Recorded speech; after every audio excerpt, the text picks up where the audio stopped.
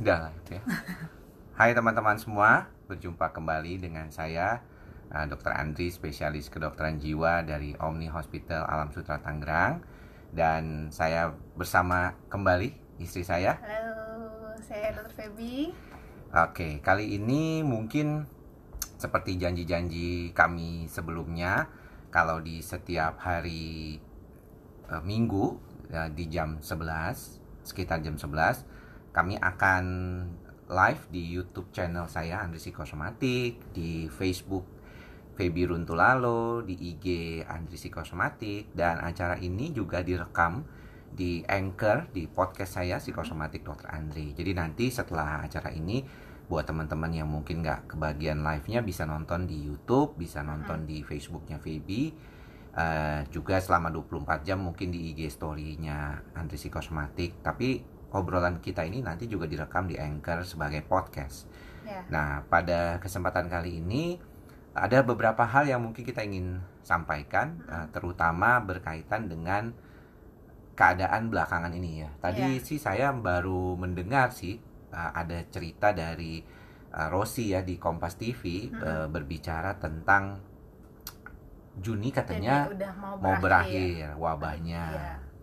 Semoga ya kita berharap bersama. Tetapi di situ dikatakan juga ada new life yang harus diadaptasi ya. Mungkin nanti ke kesempatan yang berikutnya saya juga akan berbicara ya tentang itu buat teman-teman, bagaimana nih kita new life ya terkait dengan apa yang akan kita jalani ke depannya. Tapi untuk saat ini saya ada beberapa hal yang mungkin kita mau bicarakan sama Feby terkait dengan bekerja. Ya, bekerja. Nah, mengapa kami tadi sempat bicarakan hal ini juga sebelumnya, yaitu karena kemarin-kemarin ini kan kita tahu bahwa bukan kemarin-kemarin ya, masih dalam 8 minggu ke depan ini ya. Kayaknya 8 minggu terakhir, itu kan kita kerja di rumah. Banyak kerja di rumah, kemudian juga buat orang tua juga punya tugas bareng untuk ngajarin anaknya. Kita tahu tugas bahwa ternyata suami istri itu ya ada di rumah bersama-sama saat ini.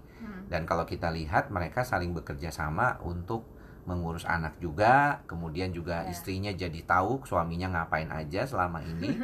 Kemudian si suami juga jadi tahu nih kerjaan istri, karena kan tidak kerja ke kantor ya, tetapi di rumah gitu, work from home. Tapi yang menarik sebenarnya pekerjaan yang dilakukan oleh masing-masing pihak di dalam rumah tangga ini seringkali menjadi sesuatu hal yang kalau saya lihat ada beberapa kali kita ketemu dengan orang yang mungkin lebih baik dia bekerja aja deh di luar rumah, suaminya, tapi istrinya di rumah sebagai ibu rumah tangga. Ada juga yang kepinginnya itu dua-duanya bekerja ya, terutama kalau saya lihat tuh pasangan muda ya. Kayaknya tuh belum bekerja karena mereka belum punya anak, ada juga, atau mungkin masih memerlukan tambahan dana untuk kehidupannya sehari-hari. Nah, untuk itu saya kebetulan istri saya bekerja, dan mungkin kita akan mewawancarai Feby bagaimana memutuskan untuk tetap bekerja setelah bahkan punya anak gitu ya. Karena banyak kalau kita lihat ada orang-orang yang tidak menggunakan waktunya itu untuk bekerja di luar rumah, tapi menjadi full time housewife atau menjadi seorang ibu rumah tangga full di rumah. Nah, apa yang membuat keputusan itu tentunya ini memang tiap orang berbeda. Kami juga merasa bahwa di sini kita hanya ingin sharing apa yang kami alami dalam kehidupan kami sehari-hari. Jadi bukan mau ngajarin teman-teman juga ya, Feby ya. Jadi kita hanya ingin sharing lah. Kebetulan kita mencoba untuk mendapatkan insight ya. Mudah-mudahan teman-teman yang di sini juga bisa memberikan sedikit banyak komentar. Nanti mungkin kita akan bacakan komentarnya. Kalau misalnya teman-teman ini bekerja sebagai seorang perempuan, bekerja di luar rumah juga, walaupun saat ini WFH ya, dan apa yang menjadi keputusan teman-teman untuk bekerja. Nah, aku mau tanya nih ke kamu, Say. Apa yang waktu itu memutuskan untuk tetap bekerja setelah menikah? Karena kalau orang setelah menikah sih mungkin biasa lah, Tapi nanti mungkin kamu akan lanjutkan mengapa kamu tetap juga bekerja setelah punya anak gitu. Iya. Kalau kita dulu, teman-teman, sekali lagi saya bilangin, saya setuju dengan apa yang suami saya bilang tadi. Jadi ini kita just sharing ya, apa yang kita alami, apa yang menjadi pemikiran kita, dan mudah-mudahan mungkin juga bisa menjadi insight baru juga untuk teman-teman sekalian gitu ya. Nah, kalau kita memang dari awal sebelum nikah kan udah merencanakan kan, kalau misalnya sebelum punya anak, udah punya anak pun ya mungkin kita akan tetap bekerja. Karena saya waktu itu juga dokter umum ya, kamu udah dokter spesialis, bahkan waktu itu berencana untuk saya ngambil spesialis kan waktu itu ya. Jadi memang tidak ada kepikiran untuk saya itu menjadi full time mother di rumah, ya kayaknya. Nah, jadi setelah menikah saya tetap bekerja, waktu masih bekerja di rumah sakit swasta, awalnya sebagai dokter di fungsional gitu ya, ketemu pasien. Nah, setelah mempunyai anak, pertama kali kita langsung punya anak kembar kan ya. Nah, waktu itu memang nggak ada kepikiran juga untuk berhenti bekerja, jadi saya tetap melanjutkan bekerja. Cuman waktu itu memang jadinya di struktural, nggak di fungsional lagi gitu ya. Atasan saya baik banget waktu itu. Jadi nah, karena waktu itu kita, aku ingat banget, kita itu masih punya babysitter yang waktu itu kita percaya ya. Jadi yang memang nemenin saya dari sejak sebelum si kembar ini lahir. Begitu kembar ini lahir, masih di ruang perina gitu, berapa minggu dia sama saya berdua ngasuh. Jadi kita bisa lihat ya, hati suster ini baik gitu, dan dia sayang sama anak-anak saya, kita bisa percaya gitu. Karena kalau kita memang nggak ada keluarga dekat yang bisa, maksudnya yang bisa untuk ngawasin anak-anak kita. Karena ada beberapa teman kan yang misalnya menitipkannya ke opa dan omanya, kemudian juga atau yang ke saudaranya gitu ya. Atau beberapa yang memang tidak bisa, akhirnya juga menitipkannya ke ini ya, ke daycare gitu. Nah, waktu itu mungkin kami tidak memilih selain daripada menitipkan anak kami itu di rumah bersama dengan babysitter gitu ya. Waktu itu memang si kembar ini di dalam artian perjalanannya sebenarnya kita juga khawatir kan, karena dia prematur lahirnya ya, berat badannya juga kecil ya, hanya di bawah 2 kg, dan harus ada di perina ICU itu sampai 1 bulan ya, kalau yang satu ya, 2 yang minggu lebih sama 3 minggu lebih ya, perina ya. Betul. Perina, jadi gitu. Itu yang membuat kadang-kadang mungkin sebagian orang berpikir, kok tega sih bisa ninggalin anak untuk bekerja seperti itu. Banyak di antara mereka juga teman-teman kita ya, semuanya itu suka bertanya seperti itu, saya. Apa yang memutuskan kamu untuk tetap menguatkan hati untuk tetap bekerja? Ya karena pertama, saya juga berpikir ya, kalau misalkan dalam keluarga itu sebaiknya memang tidak hanya menggantungkan kehidupan dari satu sumber penghasilan aja, dari satu pintu penghasilan, which is waktu itu ya suami gitu ya. Jadi kita kan tetap, alangkah baiknya kalau memang ada lebih dari satu, mau 2, mau 3, kalau lebih banyak lebih bagus gitu kan.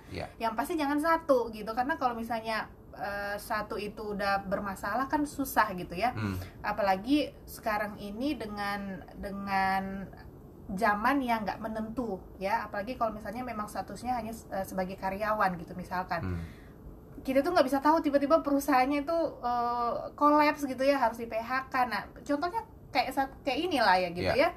Kebayang kalau misalnya memang satu keluarga yang hanya bergantung dari satu sumber penghasilan dari sebagai karyawan gitu ya, dan kemudian dia tiba-tiba harus dipotong 50% aja udah ngap-ngapan gitu, apalagi kalau misalnya sampai harus di PHK. Jadi itu sih yang kami nggak mau seperti itu. Jadi kami juga berpikir ya tetaplah harus ada lebih dari satu pintu penghasilan gitu, apalagi waktu awal-awal itu kan ya memang belum terlalu banyak gitu ya, masih ya cukup lah gitu, tapi ya belum terlalu banyak lebihnya gitu. Nah, ada hal yang menarik mungkin yang sering menjadi pertanyaan begitu ya, beberapa teman gitu. Salah satunya nih ada Ibu Rini Subekti nih, makasih Ibu Rini ya. Beliau bertanya nih, setelah menikah kerja itu karena kebutuhan. Ya, tadi kita sudah sebut tuh kebutuhan satu. Dan sayang dong, udah sekolah tinggi-tinggi, di ilmunya diinin juga. Nah, waktu itu saya sempat berpikir juga demikian ya, bahwa ketika saya sama istri saya ini kan beda 6 tahun kami, istri saya ini adik kelas saya ya. Kemudian saya waktu tingkat 6, dia tingkat 1 di FKUI waktu itu. Setelah kita ketemunya sendiri sistemnya waktu saya masih pendidikan kedokteran jiwa ya, waktu mau jadi residen. Yang mau jadi psikiater gitu. Dan saya melihat memang saya yang berpikir bahwa sayang juga ya kalau misalnya tidak bekerja begitu. Kalau misalnya udah sekolah tinggi-tinggi kok nggak bekerja. Tapi kalau misalnya dari sisimu sendiri gitu ya, melihat teman-teman dan juga orang-orang di sekeliling yang mungkin waktu itu kan semuanya bekerja gitu ya. Apakah mereka punya alasan beda-beda, saya? Maksud saya ingin menanyakan pada istri saya itu, kan satu kelompok teman-teman itu banyak yang perempuan juga dong di kantor itu ya. Waktu kerja di rumah sakit Iya. Nah, ada alasan laki-laki juga. Ya, tentunya ada. Tapi alasan yang perempuan ini tetap bekerja gimana? Apalagi kalau mereka yang dua-duanya bekerja kan? Iya, jadi kebanyakan itu mereka alasannya pasti satu ya kebutuhan gitu ya. Kemudian yang kedua memang ada orang yang nggak bisa diam gitu di rumah gitu. Ada juga yang seperti itu gitu. Kemudian ada juga yang tadi juga berpikiran ya, maksudnya sayang kalau misalkan sudah sekolah tinggi terus cuman di rumah aja gitu. Jadi cuman memang paling besar itu ya karena kebutuhan, harus memenuhi kebutuhan keluarga gitu. Iya. Dan kalau misalnya akhirnya dari bekerja tersebut, kalau misalnya dibandingkan dengan misalnya kan ada beberapa orang yang tidak memberikan izin ya, terutama pihak suami nih kepada istrinya untuk tetap bekerja karena banyak alasan ya. Mungkin juga teman-teman punya alasannya sendiri nih. Ya silakan kalau ada yang mau komentar di IG Live atau di YouTube Live atau di Facebooknya Feby. Salah satunya adalah nggak mau memberikan anak itu kepada asuhan orang lain karena khawatir mereka itu menjadi berbeda, atau misalnya nggak bisa lah disamain orang tua dengan anak sendiri, orang tua dengan babysitter gitu misalnya. Sempat nggak terpikir seperti itu, saya? Iya benar, jadi terutama waktu masih kerja full time sebagai karyawan di rumah sakit ya, meskipun kita dokter, kalau dokter umum itu ya jatuhnya karyawan juga gitu di rumah sakit kan, kerja pagi sampai Jumat. Dulu bahkan masih jaga malam, bersyukur banget setelah punya anak saya nggak perlu jaga malam lagi gitu ya. Cuman sejak di struktural kan pagi Senin sampai Jumat, kadang Sabtu masuk gitu, dan itu Senin sampai Jumat pagi sampai sore, kadang sampai rumah udah malam.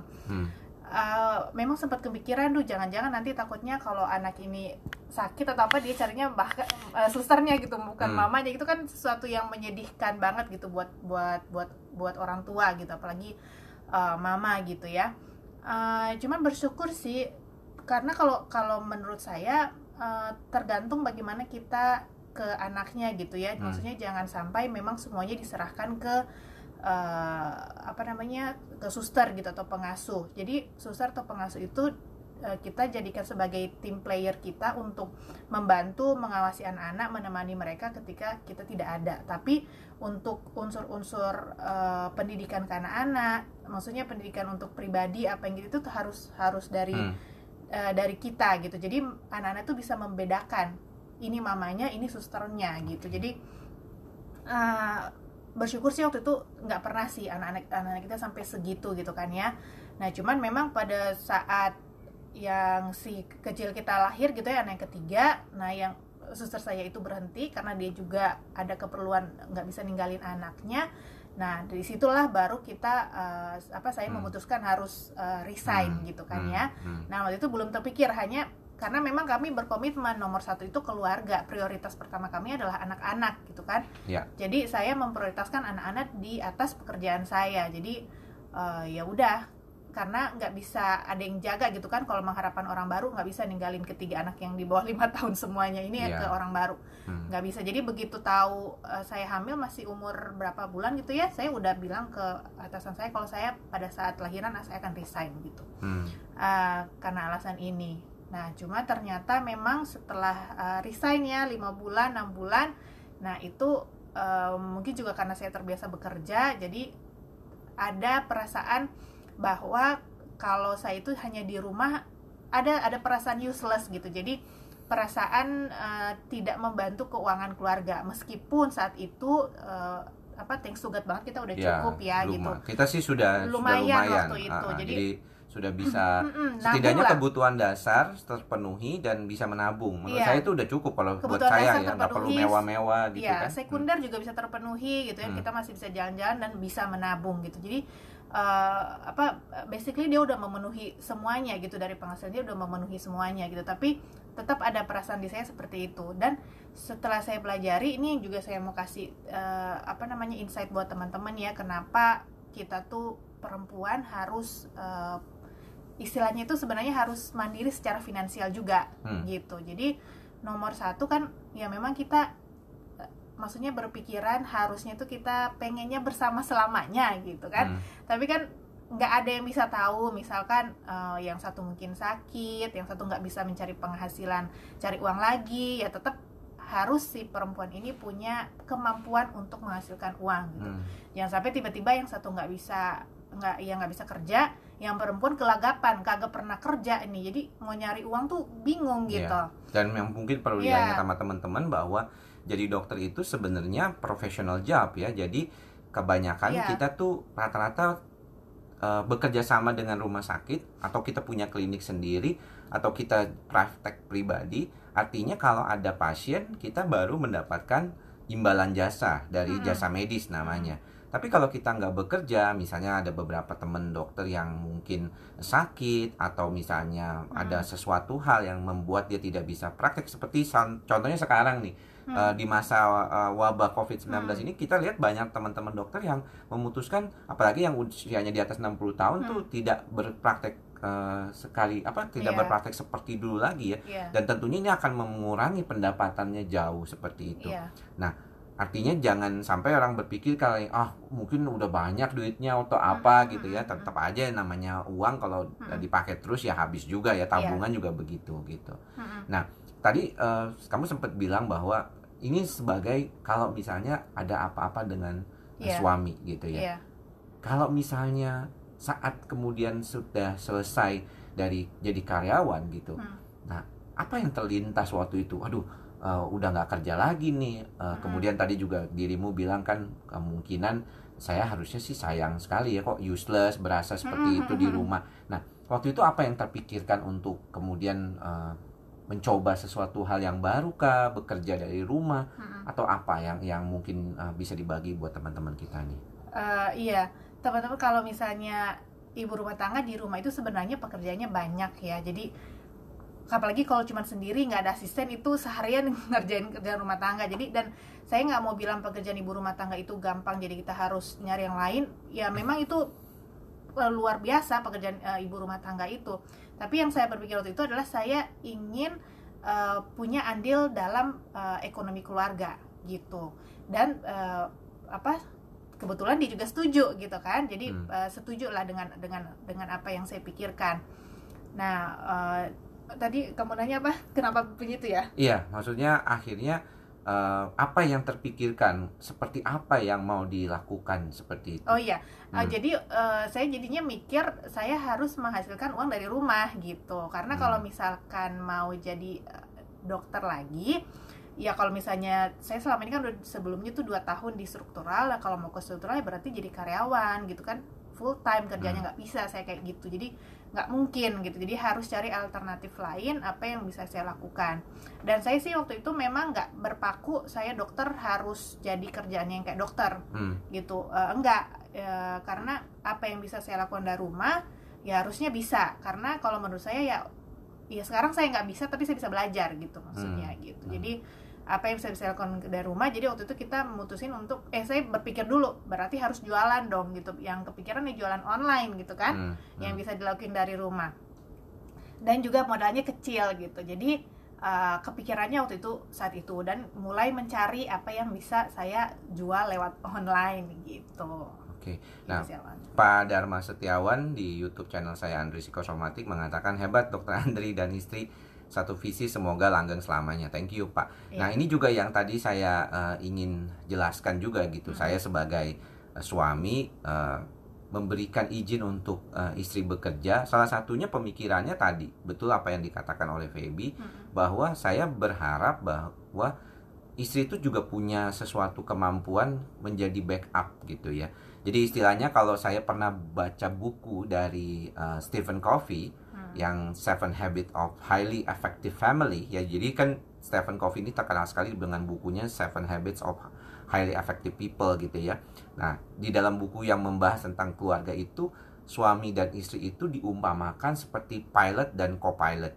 Jadi dia harus punya kalau misalnya nih contohnya pilot ini lagi dalam menerbangkan pesawat terbang, kemudian mengalami serangan jantung, maka mau nggak mau dia harus ada backup. Itulah mengapa ada co-pilot gitu ya.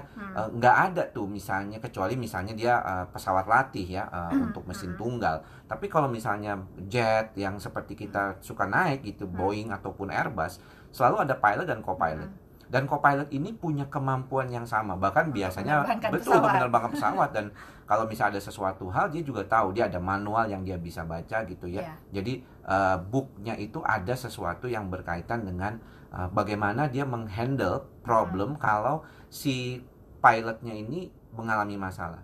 Jadi saya juga selalu mengumpamakan kehidupan kami itu seperti itu ya, bahwa di dalam menjalankan, kalau istilahnya dulu tuh bahtera rumah tangga gitu kan, bahtera rumah tangga kan berarti pesawat gitu ya. Nah, kapal. Kalau saya udah deh kita pesawat terbang nih gitu ya. Ada pilot dan co-pilot, dan saya harus saling mendukung. Kita punya pikiran, visi yang sama. Jadi artinya kalau si pilot dan co-pilot itu yang satu kepengen ke Singapura, yang satu kepengen ke Malaysia, kan jadi nggak benar juga gitu. Nah, itulah yang kita sebut ada track gitu ya. Track ini yang kita harapkan punya satu visi dan tujuan yang sama. Jadi untuk mengarahkan kepada tujuan itu, seorang co-pilot dan pilot harus bekerja sama. Termasuk juga kalau ada apa-apa dengan kami, salah satunya, maka kami harus siap saling membantu untuk menjalankan tujuan ini agar tetap sampai ke tujuan akhir dari perjalanan kami gitu. Nah, kalau kamu sendiri punya konsep tentang perempuan bekerja itu seperti apa? Saya maksudnya tadi kamu sudah sebutkan beberapa ya. Tetapi ada hal yang mungkin mau dipesankan gitu kepada teman-teman yang mungkin agak masih ragu. Mungkin untuk perempuan lah. Kalau untuk laki-laki tadi saya sudah ngomongin ya, karena kadang-kadang kan tadi di awal juga kita sudah mengatakan tiap orang punya latar belakang yang berbeda. Kami nggak bisa memaksakan, kami hanya sharing saja. Tapi kalau dari kamu sendiri, apa yang kamu bisa share kepada teman-teman bahwa kalau misalnya perempuan bekerja itu apa sih lebih pada keuntungannya dulu dah, mungkin yang bisa di-share atau bisa dibagi. Keuntungannya yang pasti tadi kita mempunyai backup cadangan untuk keuangan keluarga gitu ya, terutama kalau misalkan di keadaan karena seperti ini, atau kita mempunyai kondisi gawat darurat yang lain, misalkan kita butuh biaya yang lebih besar, misalkan orang tua sakit atau apa seperti itu, jadi kita mempunyai dana lebih gitu tentunya ya. Terus kemudian saya juga pernah baca bahwa kalau sebenarnya dari hasil penelitian, perempuan itu umurnya lebih panjang daripada laki-laki, benar nggak? Ya, memang angka harapan hidupnya memang lebih tinggi ya. Dan itu berarti kemungkinan, maksudnya si istri akan hidup lebih lama, meskipun kita ngarapin seperti itu ya, tapi ini hasil penelitian. Dan di samping itu, kalau misalkan hidup lebih lama, tapi kan bukan berarti selamanya kualitas hidupnya baik gitu kan ya. Pasti ada sakit, ada apa gitu. Jadi pada saat tua itu pasti kondisi kesehatannya memang membutuhkan dana lebih gitu, dan pasti kita membutuhkan dana untuk itu. Nah, kemudian juga adalah dengan bekerja, si istri pasti mempunyai wawasan yang lebih luas gitu kalau menurut saya. Jadi saya juga sangat merasakannya di sini gitu ya, sejak melakukan bisnis saya gitu. Jadi terasa itu kita tuh baca buku, kita tuh punya wawasan lebih luas. Jadi ketika si suami juga dia karirnya naik gitu ya, kita tuh masih nyambung gitu ngobrolnya gitu, nggak ketinggalan banget gitu kan. Pasti di sini ada yang ngerti, maksudnya maksud saya gitu ya. Jadi kalau misalkan sebaiknya tuh si istri tuh bisa mengimbangi suaminya lah, sepertinya gitu. Dan kalau keuntungan yang lebih lagi adalah si istri tuh jadi punya kebebasan untuk memilih, dalam arti ya mungkin kalau misalnya nggak apa-apa tuh minta suami gitu lah. Misalnya cuman mau beli kebutuhan 50.000 100.000 harus nanya suami gitu, minta sama suami. Jadi kalau kita lebih punya simmen sendiri kayaknya lebih, yang pasti lebih enak ya. Itu kalau menurut saya. Jadi kita tuh nggak apa-apa suami, jadi terlalu dependent banget gitu sama suami gitu.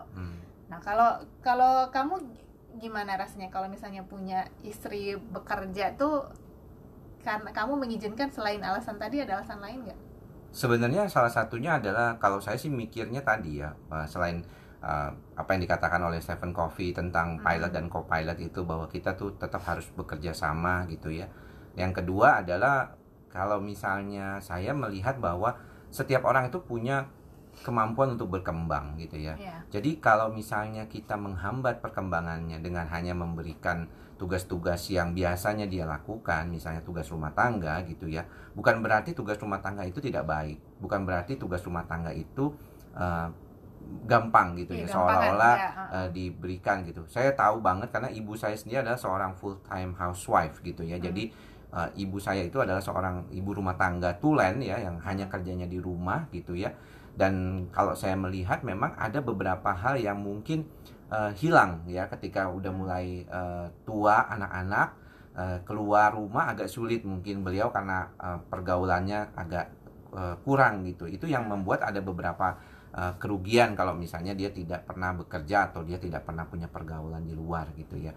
Dan satu lagi memang yang tadi kembali ke pengembangan diri, saya lihat memang kalau misalnya orang itu punya kemampuan dan dia bisa membantu orang lain, walaupun mungkin ada beberapa teman yang bilang, loh kan dia bisa membantu anaknya juga gitu di rumah gitu ya. Tapi saya lihat banyak di antara kita juga melihat keluarga yang bapak ibunya bekerja, ya anaknya tetap baik-baik saja gitu ya. Malah kalau yang di rumah terus ada juga yang nggak baik-baik aja. Jadi sebenarnya tergantung dari bagaimana pola kita mengatur. Dan tentunya saya nggak bisa bilang, karena masalah parenting atau masalah pengasuhan anak itu adalah salah satu yang paling sangat sulit dan tricky. Ya, nggak ada tuh ajaran untuk menjadi orang tua yang baik gitu ya. Ada bukunya, ajaran bakunya tuh, waduh susah sekali. Kenapa? Karena memang nggak mudah. Ya, setiap anak beda-beda. Kami punya anak kembar aja, yang satu sama yang lainnya beda gitu ya. Karakternya sangat beda.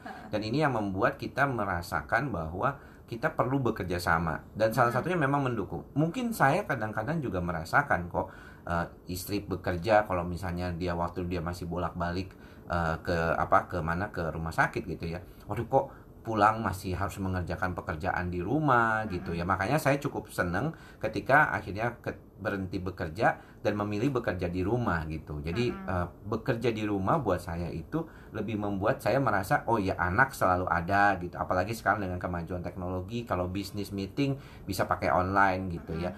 Sekali-sekali keluar ya, kita bisa misalnya ada acara di hari Sabtu atau di hari Minggu.